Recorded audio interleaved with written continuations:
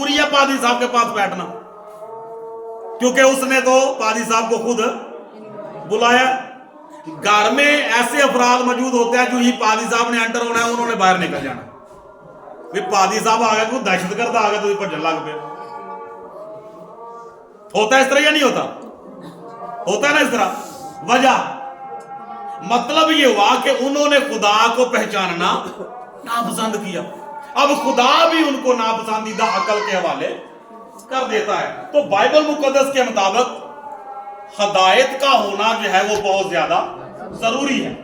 इसी तरह अगर जवानी खुदा ने हमें अता की है, हम जवान हैं, लेकिन अगर साथ हदायत नहीं है, खुदा की तरफ से गाइडेंस नहीं है, खुदा के कलाम की जो है वो हमारे पास रहनुमाई नहीं है, तो इंसान अपनी जवानी को अपनी नफसानी ख्वाहिशात के हवाले कर देता।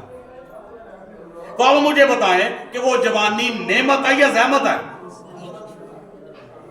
फिर उसके बाद हम देखते हैं कि औलाद जो है ये भी खुदा की तरफ से क्या है?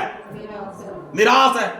हम मानते हैं कि ये नेमत है, लेकिन आप मुझे बताइए कि अगर हदायत साथ ना हो तो फिर वही औलाद जिसके लिए माँ बाप दुआएं कर कर के खुदा से औलाद मांगते हैं, वही औलाद जो है वो उनकी पगड़ियां रोन देती है।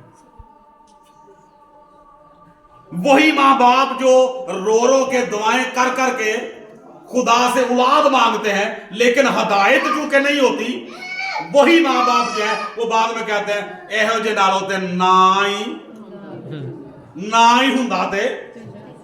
क्यों? वजह मैंने कई मर्तबा ये बात देखी है, नोट की है।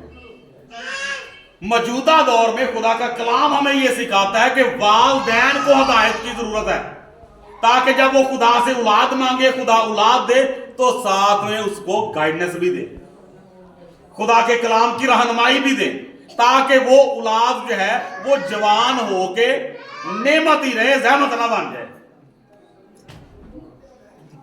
तो होता क्या है? चाहिए तो ये था कि माँ बाप को हदायत मिले और फिर उसके बाद आगे वो नस्ल को भी ट्रांसफर करें, लेकिन माँ बाप को ही हदायत नहीं है तो औलाद को कैसे करें? मैंने ऐसे लोगों को भी देखा है कि माँ बाप को चाहिए कि औलाद को समझाएं, औलाद उठ के माँ बाप को समझा रही होती है, अब्बा जी थोड़ा सा ख्याल करया करो, जरा महल्ले साड़ी इज्जत है। औलाद उठ के अब्बा जी को समझा रही है कि अब्बा जी थोड़ा जा ख्याल करया करो।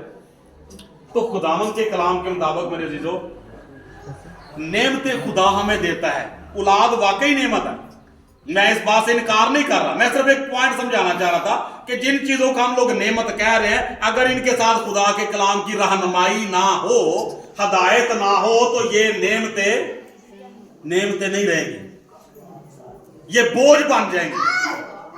लेकिन अगर खुदा के कलाम की रहनुमाई साथ हो तो फिर वो बोझ भी ब्लेसिंग बन जाता है, हालेलुया, वो बरकत बन जाता है। खुदावंद का बंदा ज़बूर में इस बड़ी खूबसूरत बात करता है कि मुसीबत उठाने से पहले मैं गुमराह था, मुसीबत उठाने से पहले मैं गुमराह था, लेकिन अब मैं तेरे आयन को मानता हूं, अब मैं तेरे आयन को मानता हूं। फिर अगली आयत मुबारका में कहता है ज़बूर नंबर 119